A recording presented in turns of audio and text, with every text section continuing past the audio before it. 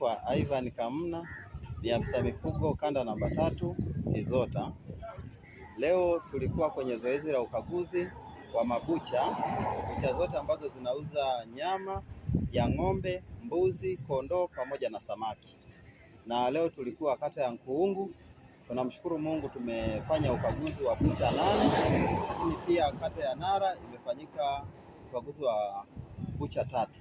Lengo la ukaguzi huu kuhakikisha kwamba tunajiridhisha na ubora wa bucha kama linakidhi vigezo, lakini pia kuhakikisha kwamba nyama ambayo inauzwa inakuwa salama kwa walaji, hususan iwe imekaguliwa na inatoka katika machinjio ambazo zimedhihirishwa na kuamriwa na mamlaka. Lakini sambamba na hiyo ni kuhakikisha kwamba wauza nyama pia wanakuwa salama na wamepima afya. Lakini tunashukuru kwamba mahali pote tulipopita bucha ziko safi na nyama inayouzwa ni nyama salama, nyama ya mifugo ambayo imeamriwa kuuzwa, ikiwa ni ng'ombe, mbuzi pamoja na samaki.